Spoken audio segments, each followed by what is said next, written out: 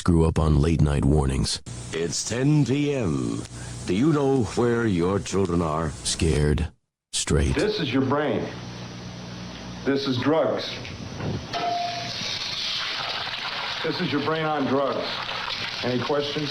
And were inspired by movies that defined a generation. I mean, we're all pretty bizarre. Some of us are just better at hiding it, that's all. Hey, Doc, we better back up. We don't have enough road to get up to 88. Roads? Where we're going, we don't need roads. I feel the need for speed. We found our attitude in comedy. I'm Gumby, damn it! You see that sign? No shirt, no shoes, no dice. Right. Learn it. Know it. Live it. And our identity in pop culture. I want my MTV! I want my MTV. I want my MTV! What you talking about, Willis? Keep your feet in the ground and keep reaching for the stars. This is Gen X Men with Bill Rowland and Gary Dollarhide. Life moves pretty fast. You don't stop and look around once in a while, you could miss it. All right, episode number 1, Gen X Men, Bill Rowland and Gary Dollarhide. Welcome in, everyone. We appreciate you hanging out. Gary, we had planned a very lighthearted episode 1, and we will get to all the lightheartedness.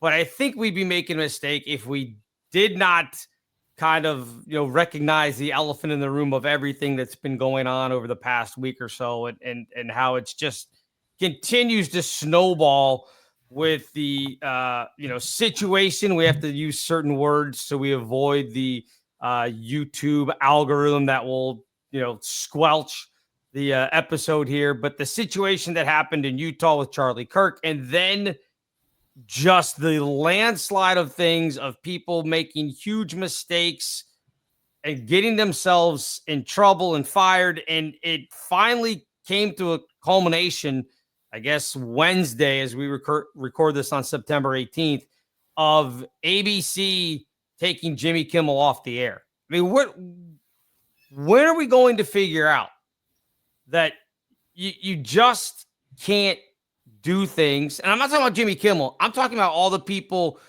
who, leading up to this, got themselves fired from teaching jobs, firemen, all sorts of things. Like, when are people going to learn you don't need to tell everybody everything that you're thinking every moment of the day? Well, we live in this world, at least up until now, that had lack of accountability. It was, well, if you feel it, do it. If you think it, it's okay. And there's truth in that. I'm not saying, as you said, you're not be able to say what you want, think what you want, but the accountability behind it. There is no protection for your speech from consequences. And that's what people forget. We've just allowed stuff to just happen, and they said it and we accept it, and consequences are finally being enforced now. For me, again, I'm all about think what you want, do what you want. But as someone in the pseudo medical world, I do have concerns if you're a doctor and you're a nurse, and you, as we saw by example, some people have said things like he deserved to die or what have you. I have to question, well, how is that going to affect you treating the next patient or the next person that you may find out that you disagree with? And that's troubling to me. Yeah, I mean, it's a great point, because again, in your line of work, and for people who maybe aren't familiar, we should probably mention this. Gary is an EMT. The reason you see the beautiful trees in the background is he's broadcasting from lovely central Maine. And the question is, if we continue to do this, will you sit outside in the snow for an episode? That's going to be the big question. If you'll we will do one. That. Yes, we will do one. Right. Very good.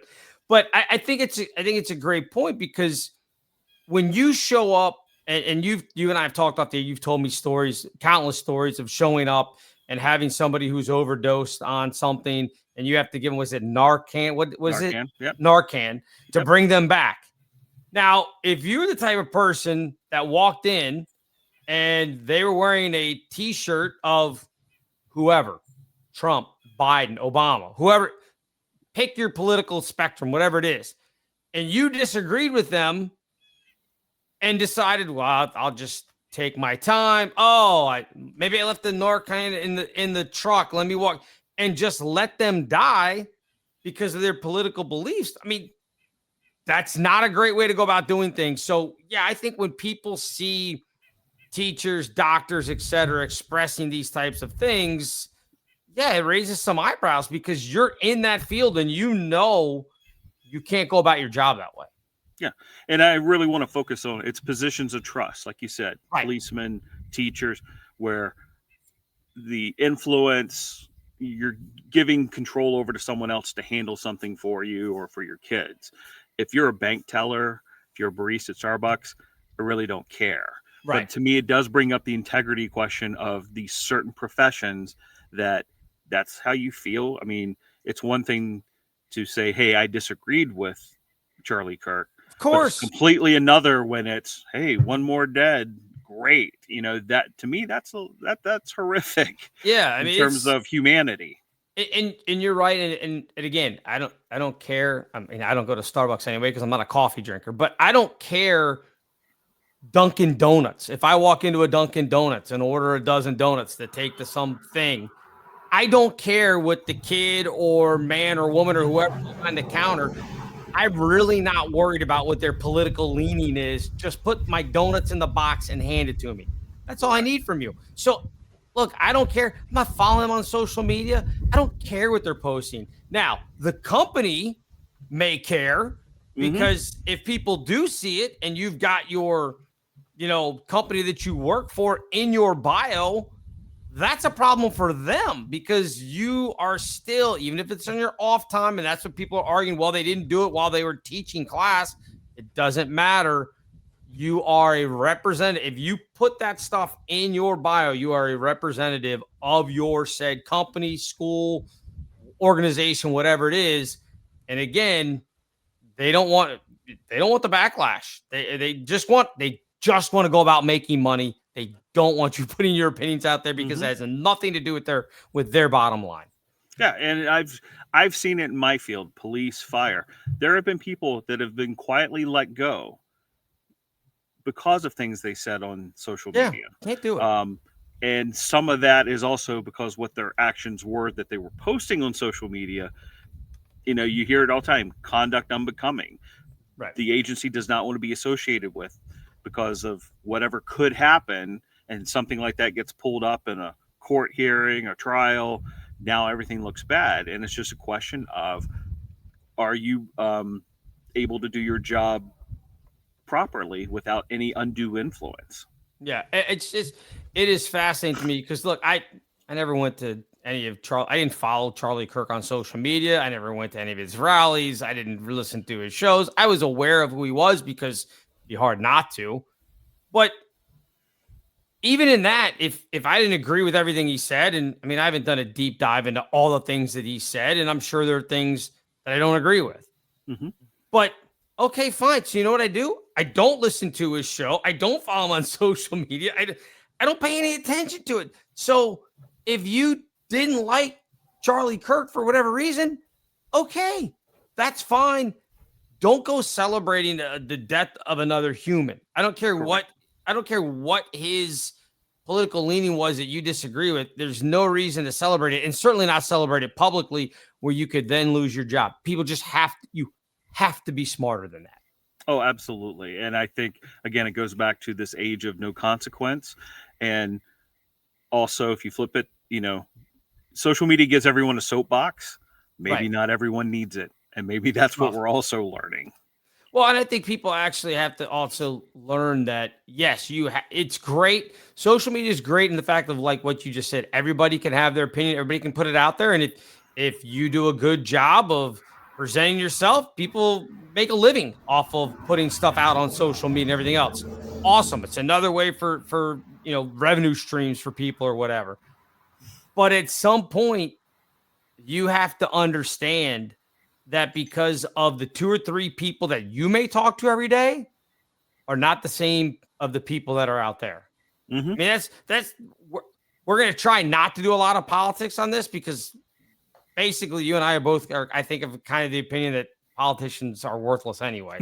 So as far as that kind of stuff goes, I don't have a lot of love for a lot of them on either side.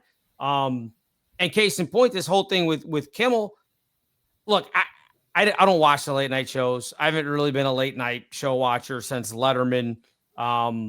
Even late in Letterman's career, I thought he got a little bit too on the political side of things. It wasn't like Johnny Carson back in the day. And Carson even said, I don't need to do politics. Nobody needs to hear my opinion. That's not what I'm here for. So all these late night guys that suddenly feel like they're the voice. You're not. You're a clown. And I don't mean that insultingly, but that's what you are. You're a comedian. You're there to entertain us. You're not there to give us some sort of political diatribe. You're not that smart. Neither am I. That's why I don't do it. Because I know I'm not smart enough to do it. You're just a clown. Entertain us. That's it. Yep. And my thing with the late night, especially, and this extends to certain artists, actors, if I want political discourse, it's out there. We have news channels and oriented news channels toward, depending on your thinking. I don't need it in my music. I don't need it in a movie I'm watching. I don't need it necessarily on late night TV, right? Entertain me. Make it about that. And if I want the political discourse, I can go somewhere else and find it. Right. Now, that being said, ABC, Sinclair, Nexstar, they made a business decision when it came to Kimmel as far as the backlash that they received. Was not a fan of the FCC and Pam Bondi and the administration coming out and cheering that or pushing that narrative that he needed. It's not your choice. Correct. It's not your choice. Stay out of it. That's what the First Amendment said. You got to stay out of it. So I was not happy to see that stuff going down. Again, make this into politics. This is more of a, hey, you got to be careful. Just like the funny thing is, just like many people told the left years ago, hey, you want to bring up old tweets on people, you want to bring up old things they do to get them fired now, today, you want to tear down statues, change names. I'm not talking about Confederate statues. I'm talking about like changing the name, like here locally in Virginia. They changed the name of George Mason High School and Thomas Jefferson Elementary School. Hey, think about that. They changed the names because they were using the standards of today on people from 200 years ago. Yeah. Well, it's the same thing now. You wanted to play this game. Now it goes the other way. And suddenly it's like, oh, wait a minute. Why am I should be able to say whatever I want. Yeah, you can. Doesn't mean that there aren't consequences for it. But it shouldn't come from the government. That's the problem that I have with this Kimmel thing. Is it feels like it was pushed from the government side of things. Yeah, I mean, there's definitely government influence that I wasn't comfortable with. Yeah. I mean, you can statistically go look at the data. Kimmel's ratings have been just cratering for the past 4 or 5 years. So you have that issue. You have the Nexstar group saying, hey, doesn't align with what we want, so we're not going to air it. So those were some business decisions. Yes. And that should have stood alone by itself. We didn't need, like you said, Bondi and the government getting involved, saying, cheering it along, this is what should happen. We might investigate. Right. That is what we did not need. Yeah, the FCC guy getting involved when he had said before that, I mean, the receipts are there that he said before the government shouldn't be involved in this kind of stuff. Well, then get yourself out of it. Just if they had all just shut their mouth and let Disney, Nexstar, Sinclair do it themselves, there wouldn't be this big, huge, giant backlash that, in my opinion, well deserved. Anyway, want to get out of it because I know people be like, you guys didn't even talk about any of that stuff. So, lighter note, documentaries that you watched one the other day, and this goes right in the face of Gen X. I mean, this is prime Gen X stuff. You said you checked out, was it on Hulu? It was on Hulu. Bon Jovi. Good Night and Thank You, Bon Jovi 4-part documentary. 4 parts. Wow. It was 4 parts. And so it went back to their beginnings and to where he is now. But it was kind of fascinating, as always. For us at that time, it's just music, right? And they're just big stars, and kind of see how it started, what was going on. And obviously they've had longevity to make it this far. Just good to see the behind the scenes story, if you will.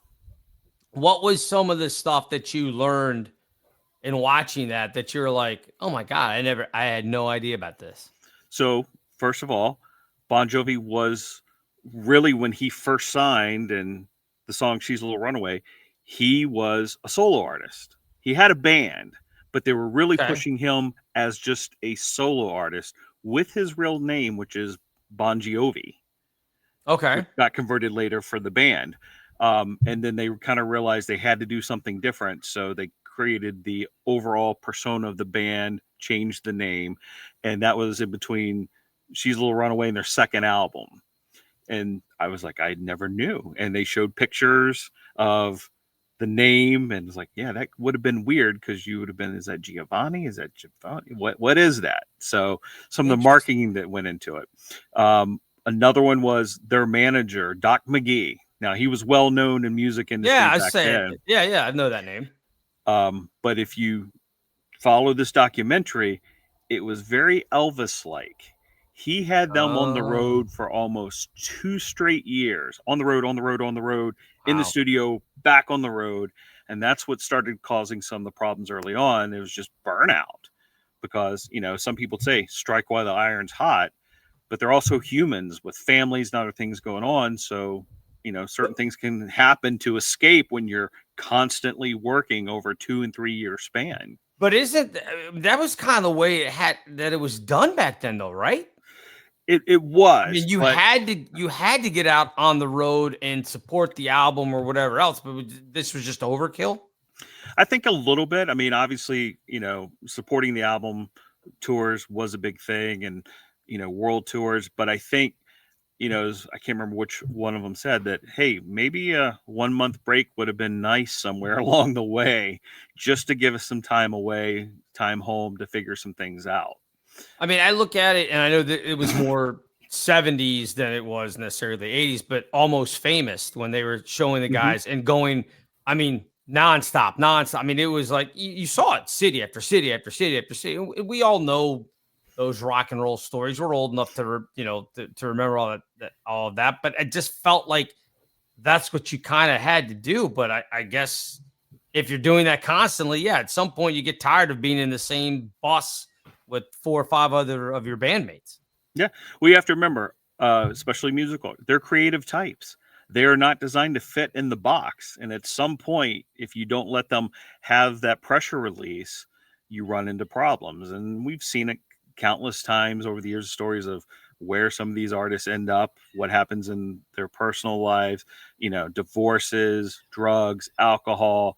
If you don't, I look at it as if you don't let them have that release to get out of the box a little bit, you're probably going to create some problems somewhere along the line. Were you a hairband guy? Oh, yeah. Would you count? I guess you'd have to count Bon Jovi as a hairband guy, right? Oh, yeah. I mean, they were the rock 80s and roll stuff anyway. The 80s stuff. I mean, they weren't poppy, and that was the thing. They had a rock edge to them. They were just on what I would consider the lighter edge of the hair metal. Okay. At the time. Now, did it get into his stuff post like Slippery When Wet and all that? I mean, did it kind of follow throughout, or was it just concentrating on like the beginning of it? Because 4 parts, it sounds like they got into a lot of stuff. Oh, they did. So yeah, like another little known fact about Slippery When Wet, they had a different album cover, and they had to replace it, even though they'd already printed 500,000 copies of. Typical for that age group, it was a very large bosomed woman wearing a T-shirt that said "Slippery When Wet." I think I've seen that. We're a rock band, right? We're going to do tongue in cheek. Yeah. And it was the whole Tipper Gore Parents Resource Center. They were doing ratings. And they said, we got to change this. So the real cover that you see now is kind of this gray black thing that says "Slippery When Wet," and that they had to come up with it super fast. I could have to pull it up right now. Look at it. It's not a windshield. I always thought it was like a windshield or a back glass off a car. Is that not what it is? It's not what it is. And John Bon Jovi came up with this in the moment. Okay. They took a black trash bag and put it over a trash can, wetted it down, and then he wrote "Slippery When Wet." They took the picture, and that is what became that album cover. I got to look at this. Because they were doing it on the fly right now. Because I've seen, that's funny. They've got the, look at that. I always thought, I'm going to see if I can pull this up. I always thought that it was a windshield. That's what I thought it was. Yeah, that's what I thought too.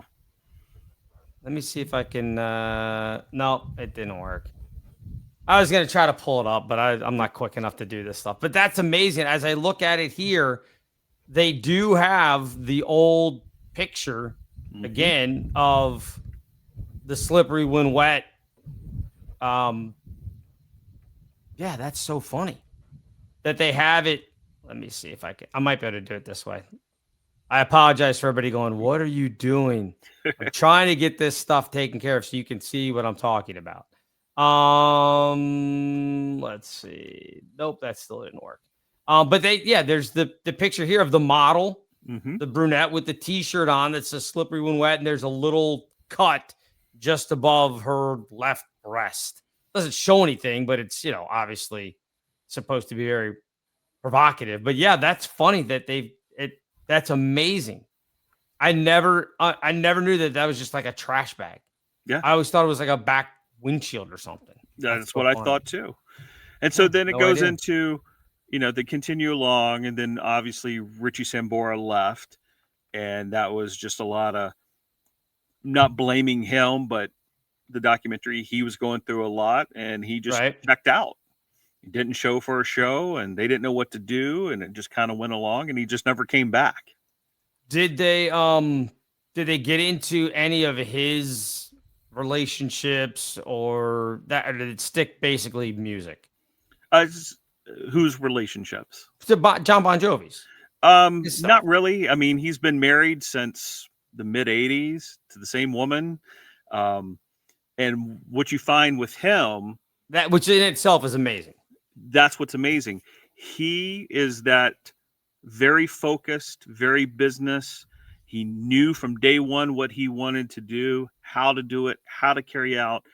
He got lucky along the way, because that's what it is sometimes, but he just stuck with the plan. So he's very methodical in what he wants. And that reveals itself now in the past couple years. They haven't done anything new, have been on tour because he's had issues with his voice. And he's been very particular. He's had surgery, and he says, if I can't do it, then we're not going to do it at all. I can't do that to the fans. And that's his mindset. Yeah, no, I mean, and that totally makes sense. So, part of the last episode is him struggling with this. Like, you're seeing his therapy regime with lasers and what he does every day. And then he has the surgery and then trying to do the comeback, because they did a short 15 city tour a few years ago to try, and he just wasn't satisfied with it. And it kind of left it open whether they were ever going to get it done or not, because of, again, his concerns about his voice and being able to perform. Do they talk about what happened? Like why it happened to his voice? Was it just overuse all those years of just screaming into a microphone? Is that what it was? Yep. Overuse for so many years. I mean, it's going to, and plus just the natural aging process. Some of us age better than others. Yeah. And, it's no different than, I wouldn't say that they said it, but I look at it as, think of an athlete, right? The arm of a 25-year-old pitcher is not going to be the same if he's 45. That's a little bit similar, but different.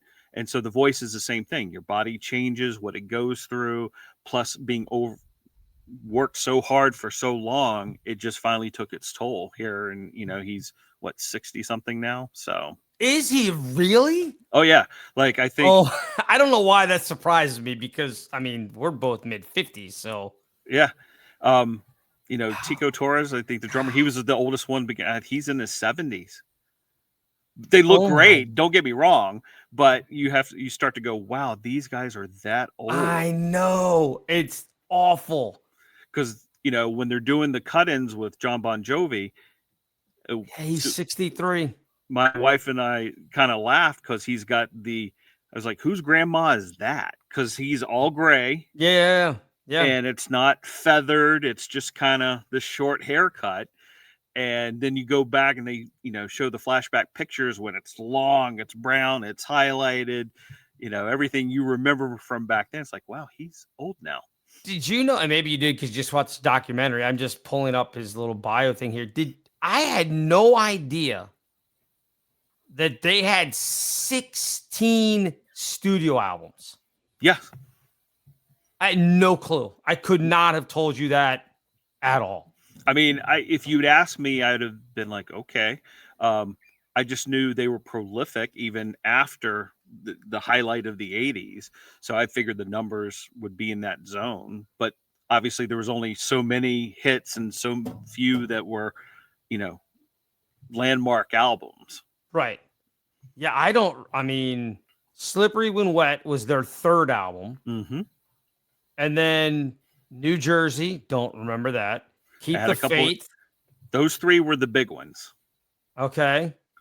These Days, Crush, Bounce, This Left Feels Right, Have a Nice Day. I do remember Have a Nice Day because wasn't that the single as well? The single, yeah. Okay. Lost Highway, The Circle, What About Now, Burning Bridges, This House Is Not for Sale, 2020, and then they just did one last year, Forever. Yeah. It said released in 2024.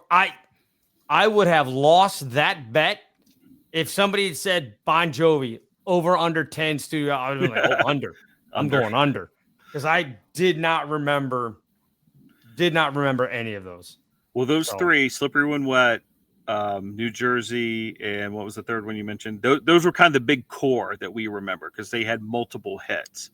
And so after that, it was one-off singles, Right. Can't Go Home, which had actually started as a little bit of a country flair. Keep the Faith. Is that the third one you were thinking of? Maybe, yeah. They were Slippery When Wet, New Jersey, Keep the Faith. Yeah. Yeah. All had a couple hits, and then it slowed down after that, where they were still putting out music, but you only had the random one hit like every second or third album that's carried them this far. Okay. Yeah, I'm looking like, they just, I mean, obviously you had this run of You Give Love a Bad Name, Living on a Prayer, Wanted Dead or Alive, Never Say Goodbye, Bad Medicine, Born to Be My Baby, I'll Be There for You, Lay Your Hands on Me. I mean, those huge, obviously. Mm-hmm. After that, I don't remember. Bed of Roses was a top 10. No idea. Yep, I remember that one. Could not tell you that. Always. Let's see. I'm looking for other top 10 hits, and they're just not there. At least in the U.S. They actually did really well in other countries with some of their later stuff, but not in the U.S. People are like, nope, we're done with your nonsense. Well, I think there's that, but we also talked about music changed. Radio station outlets, MTV was no longer about the videos.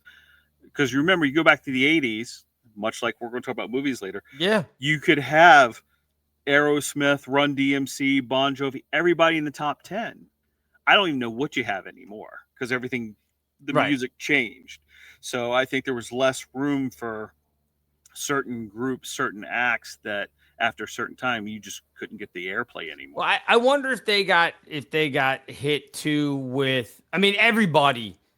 Look, in the early 90s, it feels like it happened overnight. Mm-hmm. That all of a sudden the Bon Jovis, the Warrants, the Cinderellas, I don't know, I wasn't a big hairband guy, so I'm probably forgetting a ton of them.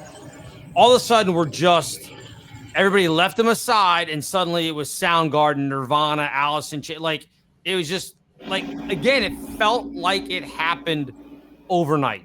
Yep. We went into, and I think we touched on it in another show, is rock and roll changed.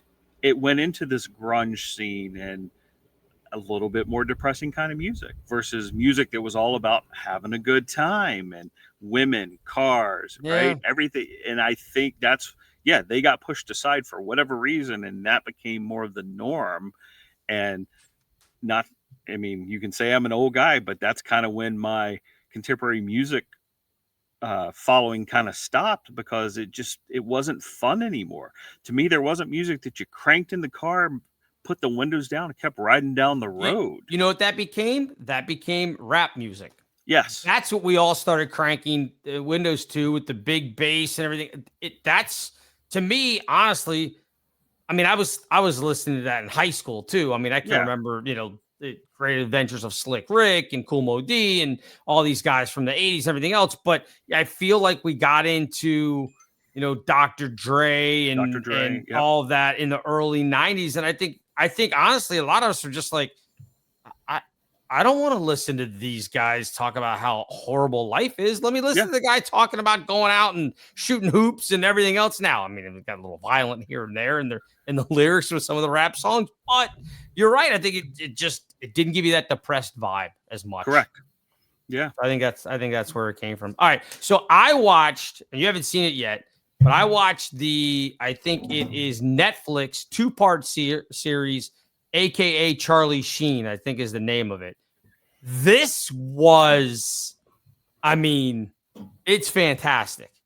And I give Charlie Sheen credit because I didn't watch him on 2.5 Men. I didn't realize how big that sitcom was until watching this thing and then realizing like, oh my God, he was getting paid $2 million an episode at the height of that show. I didn't know that. So.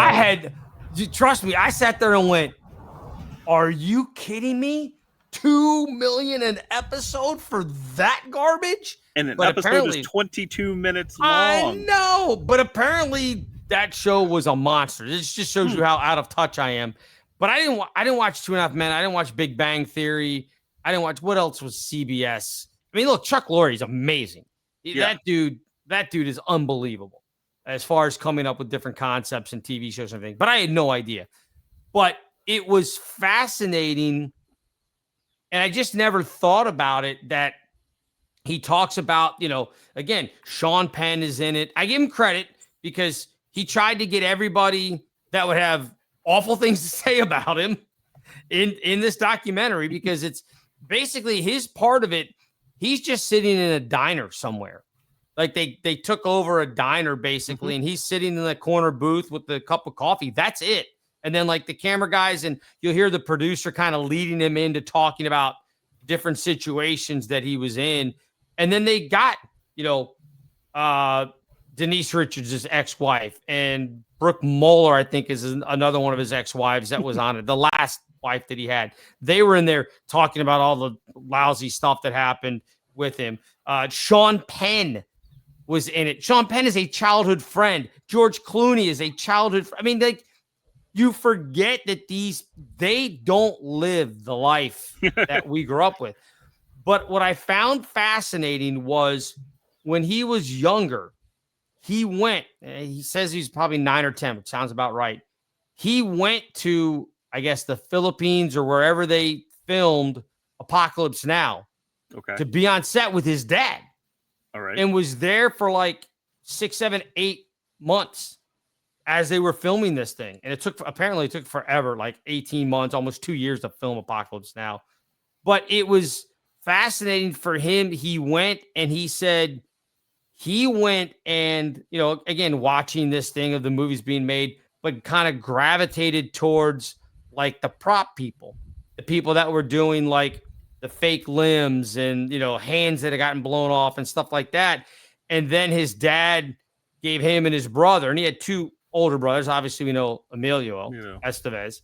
And then he had another older brother, but they had an 8mm camera. And so they had some of these old footage that these kids were going out and shooting, but it wasn't like the simple stuff that like you and I probably would have shot. They were doing like gore, like gun battles with the actual like fake blood. Like there's one where he takes his thing and he pretends to get shot and he puts his hand to his head and then like blood goes flying out everywhere. It's fascinating. So you kind of see that and then realize 10 years later, he's doing Platoon. Back to the same country that is like where he was a decade before watching his dad shoot Apocalypse Now. That part of it was fascinating. Now, and he even says it, that dude should not be alive. It should not be possible because this was fascinating. They had basically his drug dealer interviewed in this thing, talking about he had gone to rehab a couple of different times, gets out this other time. And he says in the movie, he's like, every time I got out of rehab, there was a script there waiting for me He's like, so what did I learn by being in rehab? There were no consequences. I got this movie. He's talking about like getting hot shots, coming out of it and everything. But the drug dealer talked about like that they would go and, he would party with them and everything. Sometimes $15,000 a night. Which again, this is 1990s prices, right? Real money. So, I mean, this is real money. And the dude was like, and I would leave because I'd be like, I can't do it. After a couple of days, he's like, so I'd go home and like, it felt like a week to 10 days later where I'd just been out and he goes, and I would go back and he'd still be partying, that he would still be going. The amount of drug use, and I'm not trying to glorify it at all. Obviously, I've never touched any of that stuff, even as much as pot. Never done it. Think of me what you will. I don't care. But the amount of drugs that dude did, and it's still like, no big deal. I mean, he's sober now, but it was fascinating. Absolutely fascinating. Well, you said he went to rehab numerous times, right? Numerous times. So yes. To me, I look at it again. If we go back to Bon Jovi, the Elvis about overworking, rehab is probably what saved him. It gave him 2 or 3 weeks of just being away from everything, and then allowed him, let's get back in this and keep going. Well, it's funny because again, Nicolas Cage, another one of his buddies, and he talks about in the thing that he got out of rehab. One stay. I don't know if it was 30 days. I mean, like at one point he stayed for almost a year, I think. But he gets out of rehab and he goes, and Nicolas Cage is living up in some house up in the hills or whatever. And I guess it was his 1 year anniversary of the last time that he had drank or whatever, because they got him into rehab on his dad's birthday. Like that story in itself, you have to watch it just for that, because he talks about how they invited him over for his dad's birthday party. And he's like, that's weird. Why are we doing stuff at 9 a.m? Like, he's like, I don't understand it. But he said he walked in, all of a sudden he's like, there's just people like lined up in chairs. And he's like, there's one empty chair. And he's like, oh shit, this isn't good. So it's kind of funny. But then he talks about getting out and going and to Val Kilmer's house and like spending the night and getting up the next morning and open up the refrigerator. And there's just like, as he describes it, there's just one Foster's lager sitting in the refrigerator. And he goes, the way the light shined down on, he goes, well, it was obvious that was for me. He goes, so I cracked it open. It's like, you just did a year and it's like immediately right back to it. Like has zero self-control, any of it. But it was just, again, you knew a lot of the stories about, the whole stupid stuff of the tiger blood and winning and all that kind of stuff. If you remember that, he goes into all of that and everything, but it's just fascinating to see that there was just no consequence at all. Like there was nothing anybody could do about it. And I give credit. Martin Sheen is not in it. Emilio Estevez is not in it because both of them, and he addresses that. He says, look, they didn't want to relive what was some of the worst moments of their life. And he even says, I can't imagine as a father what I put him through. He's like, it's unbelievable. But I do give credit because, like, when he ended up in the hospital at one point and everything else, nowadays you'd have PR people out there and, spinning, we're going to get charged. His dad just basically said, yeah, he overdosed. We hope he makes it. My son's an idiot. Like, I mean, it was... I hadn't remembered all that of him, like kind of not protecting his son at all, just putting it out there like, hey, he's got real problems. This is a thing. So yeah, I thought it was fascinating, but you talking about the Bon Jovi thing. It's amazing to see how you would have thought that both of them being, as who they were in the 80s would have maybe gone down the same type of path. But Bon Jovi, like you said, married, has however many kids, completely I'm not gonna say straight and narrow, but like it seems like a normal dude from what you said about his documentary. Where Charlie Sheen now seems like a normal dude, but clearly was not. I mean, although I do give Sheen credit, hell of an athlete. They had video of him, like he played baseball in high school and everything. He was pretty good. You remember? He did major league. He actually Now, he's not throwing 90 or 100 or whatever it was, but that's him like winding up, doing all that stuff. I mean, he was a pretty good athlete. Yeah. Yeah. Bon Jovi, I mean, kind of actually interesting subset, because when you, at least through the documentary, other than a couple issues here and there, they as an overall band were about the music, and there wasn't the drug-fueled, alcohol-fueled parties like you've heard stories of the Motley Crues and everyone else. Right. And a lot of that stems from Bon Jovi himself saying, this is what I wanted to do, this is how we're going to get there, and this is what we're going to do to get there. So yeah, I mean, but surviving all that is amazing. But it comes down to, and I've said this before, the reason celebrities often can survive it versus the Joe Blow on the street is because they have people depending on the income. So you have managers and everyone else that will nurse this thing along because we got bills to pay, we've got a system going on, we'll keep it going till we can't. And so if it's rehab, or we'll hire an assistant to be with you 24/7 to make sure you don't get into trouble. That's the difference. And that's why a lot of them do survive. It's funny because he tells a story about, and this is a good segue into what the next thing we're going to talk about. He tells a story about being on Ferris Bueller's Day Off. About he and Jennifer Grey were friends, and Jennifer Grey basically got him the job. And he describes how when he went to meet John Hughes, he borrowed like a leather jacket from his older brother and did all these things to make, kind of the punk look. Yeah, the rough guy look. And he said he just walked on set, and Jennifer Grey kind of said, John, this, and he goes, look good, kid. See you tomorrow. Like, that was it. That's how he got he's like, didn't read the line, nothing. Just was like, we'll see you tomorrow. And then he overslept his alarm and didn't make it on time. They had a 6 a.m. call, and he went to bed at like 4:30, thinking that he was going to get up in an hour and just go. And he slept through his alarm. And then by the time he got there, he was late, and he was like, oh, I've blown this is everything. He said Jennifer Grey was pissed, all this stuff.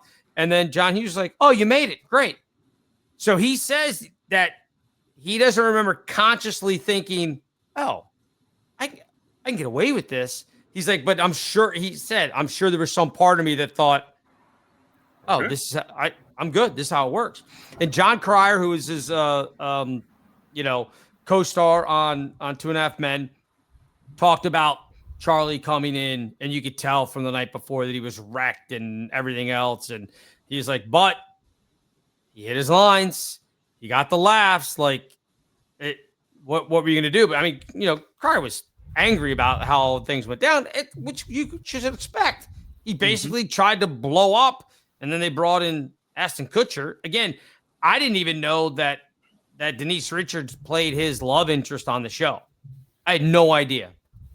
Yeah. Did not. No. I did. Because I'm like you. I've seen episodes on the reruns that air at certain times, but I never followed it as a series. I don't think I've ever seen an entire episode from the most I've seen of 2.5 Men was watching the Charlie Sheen documentary. That's the most I've ever seen of it.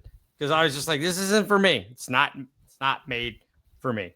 But it brings me to talking about Ferris Bueller's Day Off and everything else. We were talking about this off the air, so we got to ask people, and you can throw stuff down in the comments here or whatever.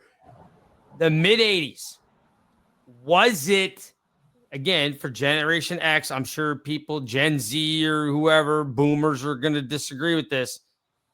84, 85, 86 may have been the pinnacle. Now, again, for me, that would be being age 13, 14, 15 years old.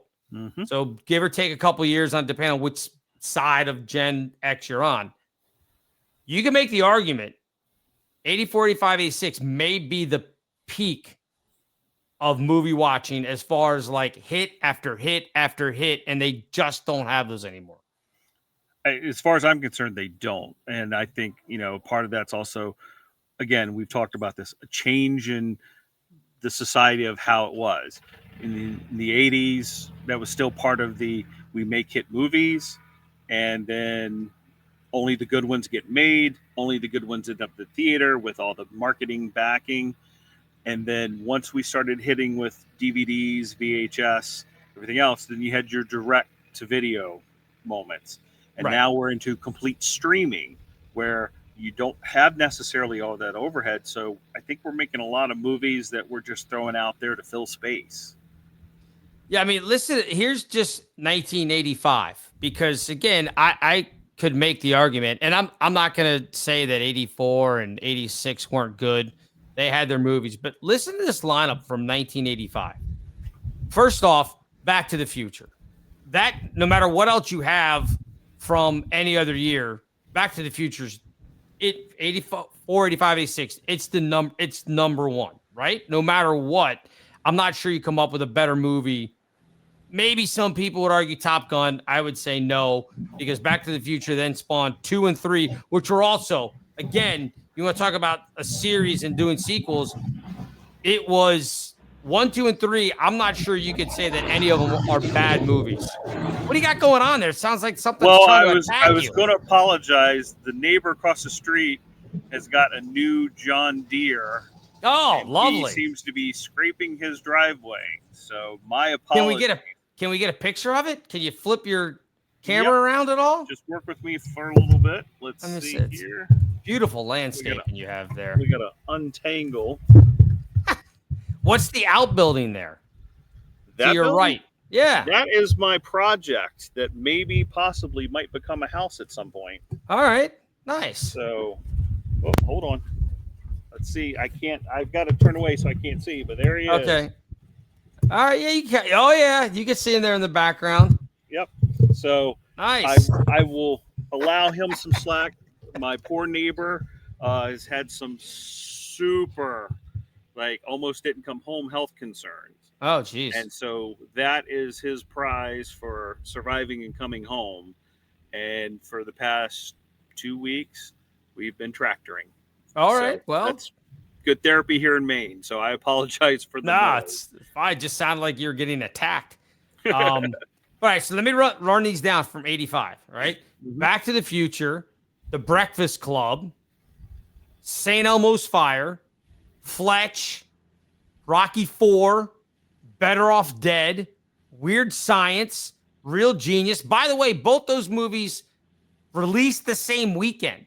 So many people confuse those movies over the years, and now I understand why. They came out the exact same weekend in 1985. That's just the tip of the iceberg. So I would make the argument, I don't know how you can top that. Yeah. I mean, I'm going to add a few more.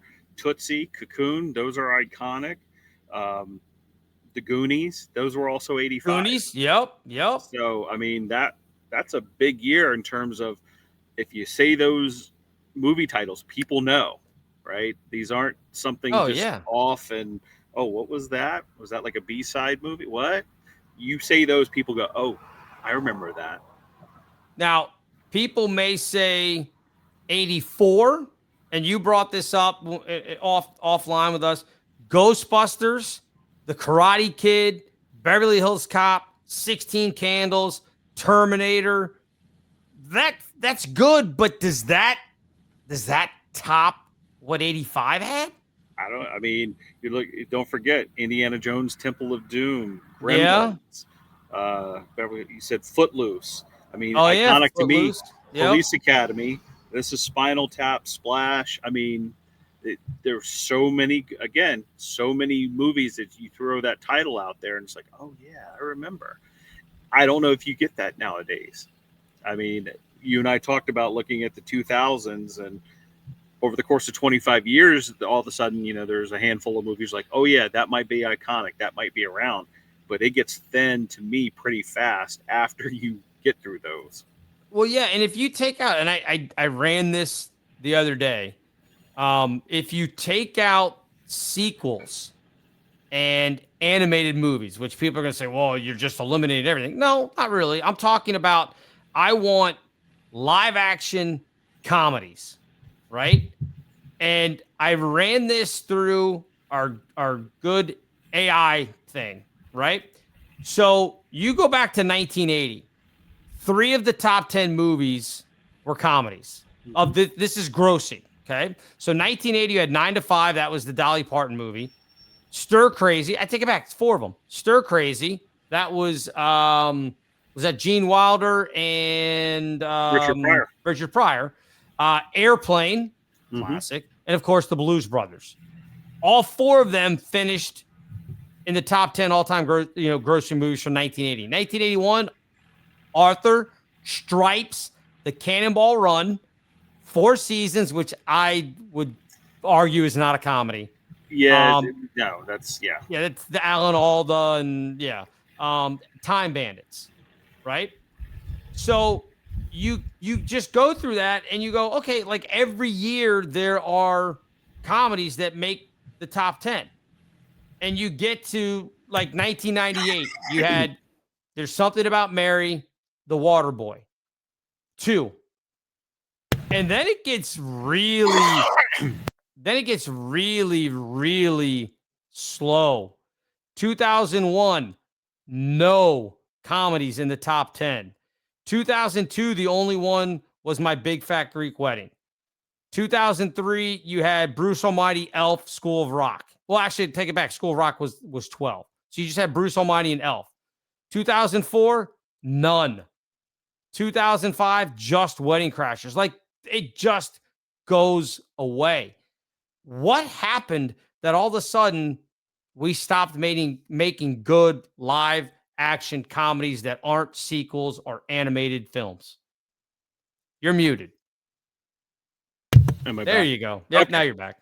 I think it's like we said, we go back to music. What changed? Where there was good time, music that was entertaining, it filled you up. I don't know what happened in Hollywood that said we need to do horror movies, dark thriller, psychology. Like, why all of a sudden that was the way to go? Because again, we all went to the movies to have fun, to be entertained. Well, you're not doing that to me anymore. And I don't think it's an age thing. I think it's really a broad spectrum of why aren't we making these comedies anymore? Now, you and I talked about Porky's. That was one of the big ones. Not sure if we could make that anymore. No, probably not. Probably not. But we can make comedies. We should be able to make comedies that are entertaining and fun. I mean, and most of that has now fallen into the hands of a Disney or, like you said, animated or things like that, and not being done by the other quote unquote mainstream production companies. And I wish I knew an answer to that, because I am a big movie person, love to go to the movies. And I can tell you, not even just because of COVID, the past few years, there's like one or two where I go, I want to go see that. Otherwise, nah, I can look at most things and just go, no, thank you. Don't. And the amazing thing, you talk about Porky's, $4 to $5 million budget. It was released back in November of 1981. Well, I take that back. 1982. They premiered it in 1981 in South Carolina, and then wide release in Canada and the United States in March of 1982. It made, and this is going to sound paltry, but think about this: on $4 to $5 million budget, made $160 million. That's a huge return. It's a giant return. And $160 million was a lot of money for a movie back in the early 80s. I mean, it finished, I think, 5th for the year of 1982. I think it was 5th. But you couldn't do that now. No. You can't make any of it now. There were so many comedies, and I don't have the right term for it, what I was going to call these sexualized comedies. That's pretty much what it was. Yeah. Revenge of the Nerds. There was this whole genre back then of that pseudo-adolescent comedy sexual that was a mainstay of movies. And granted, not sure we could get away with making those anymore, but again, where are the comedies? Where's the stuff that make us laugh, that entertain us, make us forget about the real world for, the 90 minutes we're in the theater eating our popcorn? Right. Have no idea where it's gone. Now, the other, and I'm not going to say debate, but the other discussion I was having with my fiance was about Gremlins, because Gremlins showed up on one of these lists, and she goes, "It's not a comedy." I said, "I don't know what you're watching, because I laughed my head off when they showed the Gremlins in the movie theater." Yeah, it might be one of the funniest scenes in a movie in a long, long time. And she was like, "No, it's more of a, what'd she call it? Kid horror." And I was like, I didn't think it was a scary movie. I wasn't scared of the Gremlins. I thought they were funny because of the way they presented them.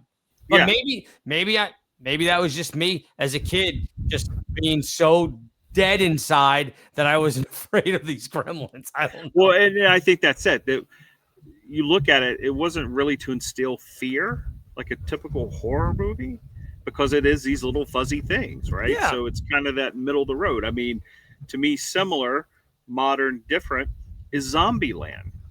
Yes. Yeah. Right? I would It's say about Zombieland's a zombies. comedy.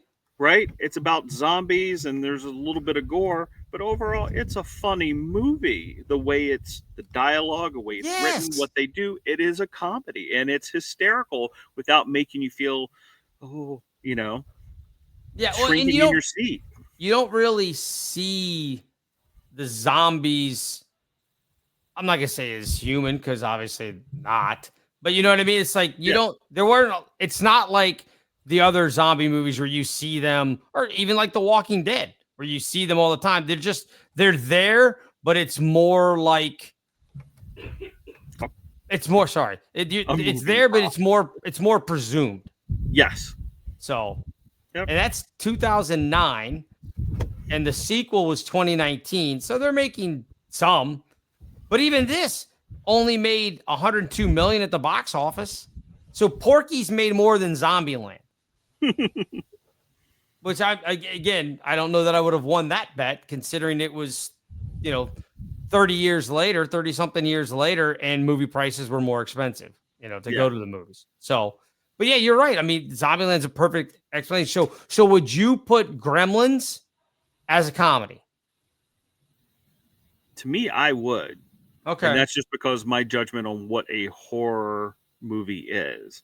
And to me, a horror movie is designed to make you very uncomfortable with what is going on, whether it be supernatural, Friday 13th Killer. It's designed to make you uncomfortable. And I wouldn't think that Gremlins was designed to make you feel that uncomfortable. Well, if you will accept Wikipedia, it calls it a black comedy horror film. I'll go with black comedy. I do get that. Yeah. Right. Because there are those out there where bad things happen, but it's more tongue in cheek and not as, Yeah. I would have said maybe dark comedy. Dark comedy. Yeah. But just reading from Wikipedia there. So what about 86? Do any of them from 86 pull you towards that side? Because again, you had I think Top Gun was 86. I think Ferris Bueller's Day Off was 86. Aliens. I just have the list here. Pretty in Pink, Stand By Me, Platoon that we talked about. I mean, those are some of the headliners of that. Hoosiers, again, standing the test of time, even though it's not a comedy. I wouldn't say it was as great as 84, 85, but again, we're still putting out movies that we all go, if you mention the title, our age group, people go, oh yeah, I remember that, because again, they were so profound and so good. They stand the test of time. 84. I'm trying to figure. Okay, so would you put Ghostbusters or Terminator as your number one movie from 84? I'm not talking about box office. I mean, like you personally, culturally, going back and was it Ghostbusters or Terminator? Do you think that's a big one. That's a big debate. I'd almost lean toward Ghostbusters. Okay. I think it was more generalized. Again, being a comedy, more people saw it kids-wise. I think that's more of the iconic movie of 84. I mean, it had a hit song on the radio. Yep. The merchandising was probably a little bit, they probably sold more Ghostbusters backpack guns for kids at Christmas than the Terminator guns. You're probably right. So you're probably right. I would go with it being not by much, but definitely probably a little bit more culturally significant. And 85, I don't think, again, I kind of opened up with it. It's got to be Back to the Future, right? That goes over top of everything. 86 is the argument between Top Gun and Ferris Bueller's Day Off. What else is in the 80s? I mean, I don't think there's any other ones that would touch that, right? Correct. I think, for iconic status, you're definitely looking Ferris Bueller's Day Off, but Top Gun's probably the number one there. I mean, all right. Yeah. Yeah. So, I mean, again, you look at it as we look through those Ghostbusters and Back to the Future. And then even the debate for 86 had another comedy in it, Ferris Bueller's Day Off, which probably didn't do great at the box office. It was probably okay. Top Gun, I'm sure, crushed it. But those are all comedies. I don't know that we would look later on and you would say, okay, what was the defining movie? Maybe Barbie gets that for, what was Barbie, 2023? Was that 2 years ago? Think so. I think that's right. But again, I mean, I went and saw it. It was fine. I mean, for what it was, I don't know that it'll end up being a classic where everybody goes, oh, remember watching Barbie in the theater? I don't know that people are going to the theater as much anyhow. So yeah, it's not quite the same. My understanding that, there's a little bit of a resurgence, but again, until you give me blockbusters that draw people into the theater, it's just the changing of society. They're just not making those movies anymore. I mean, you had Top Gun Maverick, the follow-up. Again, that focus for us, not so much the modern, your average 20-year-old right now. Tom Cruise's Mission Impossibles. Again, reboot. Yep. But anything where you're just iconic, like that movie is going to be around. People are going to be talking about that for years. I don't know if there's been any really. Yeah, I mean, I can't think of any. Now I've gone again. I went and saw Top Gun Maverick in the theater, and I went and saw Barbie in the theater. So I mean, I've gone and seen some of them, but yeah, it's been a while since I've walked out of a movie and went, oh my gosh, I can't wait to watch that again. I can't wait to see that again. It just and that's what you had, like Gremlins, Ferris Bueller's Day Off, Top Gun, certainly, Ghostbusters, certainly. I mean, you went back and watched all of these movies more than once. Now, again, you don't have to today because you can just sit at home and watch on television. But I wouldn't want to watch Top Gun Maverick off, to just watch it at home off Netflix or whatever streaming thing is when they do the release, in the theater and streaming at the same time or whatever. I want the experience. I want that big giant screen. I want my big bucket of popcorn. I want to feel like I'm actually experiencing something, not just watching another, couple of hours on Hulu or Disney Plus or whatever it is. Yeah, and I think that's lost on some people. You're right. It's making blockbusters that are for that theater dynamic. Booming speakers, you feel it in your chest. The screen being so big, it's overwhelming you. Like, I think that's part of the magic that gets lost with the modern of, oh, we're just going to stream it. I think that detracts from some of the movies. And I also believe that they're not necessarily making them designed for that atmosphere. It's what's going to look good on a 40-inch 4K TV. Well, and hope they have a good surround sound system at home. The other thing that baffles me, how can you watch a movie on that screen? People do it. I don't get that at all. Because when we were growing up, what was it that you may have had like a 27-inch TV, that's sitting there on the stereo system or whatever that your parents had. And what you were like, why can't we have a 35-inch TV? Because the neighbors across the street have a, 35, 36, whatever it was. And then it was like, what? We need a 50-inch. And then everything was about being bigger because it was a better experience. And now people are just like, no, I'm good. Like, you want to sit there and go, hey, you can put that on the bigger screen. No, I'll just watch on this little 3-inch screen where I can barely. I like people that watch sports on. I can't do that unless you can't get to a TV. There's no excuse for watching stuff on your phone. Makes no sense. When I'm at work, we have long shifts and we're not always working on those shifts. Sure. We have a 60-inch television, and I do work with younger people, and they kind of give you the RCA head tilt when it's like, okay, we're going to watch this movie. Yes, I take control of the TV. Good for you. I put the lights down and pull the shades, and then we only have the 60-inch TV with the movie on it. And they kind of find that weird. And I'm like, no, this is how you're supposed to watch movies. Do they all just sit there and text their friends as the movie's going on, like not paying attention? Yeah, of course. Yeah. Of course. Yeah, they're big texters. So well, I mean, All of them are. So you've got to what we need to do then as an experiment for when we record next weekend. Again, we'll do episode 2 next week. We're hopefully going to drop these once a week. Find one of these movies that we just talked about. Make them watch one of these movies and judge their reaction to whether or not they think that it's a solid movie or not. I should be able to do that this Sunday. And I mean, think about it. Well, but aren't they going to be watching football? Come on. Sunday football. No, not this person. So okay. Yeah. All right. Well then, but don't do like Top Gun or Ghostbusters, Terminator. Like that's easy. They've probably seen them or have at least heard about them enough. Find one that maybe is not going to say offbeat, but a little bit not, I won't even say obscure, but maybe something like Weird Science or Real Genius, or here you go, Better Off Dead. That would be a pretty good one. The John Cusack movie. I want my $2. That would be a good one. Just a thought. We'll work on that. Yeah, no. I mean, it's sort of happened before, but I will specifically do it. I can tell you in the past, Purple Rain came on. And yeah.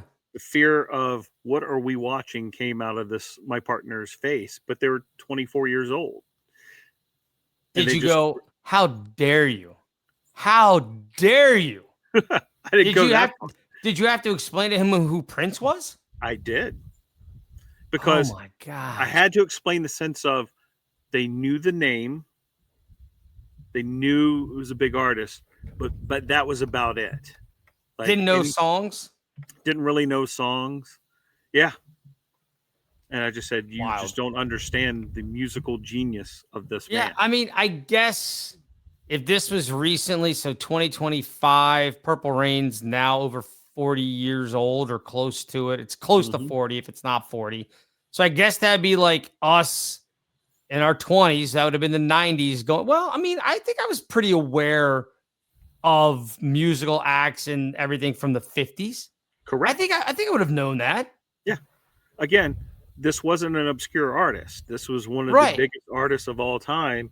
And it was, oh, yeah, I think I've heard of him. Oh, okay. But for you and I don't think it's because we did radio musically inclined. If we had talked about, I don't know, 50s, Elvis, the Platters. I mean, we would have said, yeah, we would have been like, yeah. Like it'd have been more of a recognition of who they were, even if we weren't necessarily as familiar with the musical catalog. Yeah, and if we walked in and our parents were watching a movie from the 50s and it had Sinatra in it, and they would have been like, hey, that's Frank Sinatra, I don't think we would have been like, who? Right. I mean, especially at 20. Or how old's your partner? 20-something? He's 24. Yeah. Well, we have to say that by the time we were 24, we had met Sinatra, so it's a little bit different. So there is that. But that story will be saved until March. But yeah, but again, I mean, yes. I mean, obviously Elvis, we were alive when this kid was alive. He should have known. I can't believe he didn't know who Prince was. Like as far as like having a recognition of, oh, okay, that makes sense. Yeah. Yeah, he was just like you said, he heard, oh, that's him. Oh, okay. And I said, when Doves Cried, he goes, no, not familiar. Oof. So I was like, wow. Yeah. Unfortunately, we are getting old. So yes. It's the way it is. All right. Well, we will leave it there for this week, episode 1 in the books. So appreciate everybody checking out again. You can leave us comments underneath. Hit us up on social media, even though we both hate it and probably won't respond to you, but you can track us down and find. Do you have any social media stuff at all anymore? Have you gotten rid of everything? I am on Facebook to see what family members are up to, but I post nothing. Okay. I'm not even on Facebook. So yeah, I do it just to keep track of family and certain friends who like to post their things. I'm not on Twitter because I don't tweet anything, but I do kind of scroll through to see what's going on because it tends to be faster than, news. And that's really about it. All right. There you go. You can find me on Twitter. I think it's at Bill Rowland. I think my Instagram is different than that. I don't know. We'll have to come up with one for the show. Yes. And then we can just put stuff up there because again, you can comment and hit me up on. I probably won't respond to you, but please, by all means, leave your requests of other stuff you'd like to hear about as far as Generation X goes, and we will continue, hopefully, to entertain you next week. So for Gary in Central Maine with his neighbor with a new tractor, is it a new tractor? I think it's new to him. Okay, new to him tractor and all the lovely scenery back there. I'm Bill Rowland. Thanks for hanging out with us here on Gen X Men. This concludes this episode of Gen X Men with Bill Rowland and Gary Dollarhite. Gen X Men is now off the air.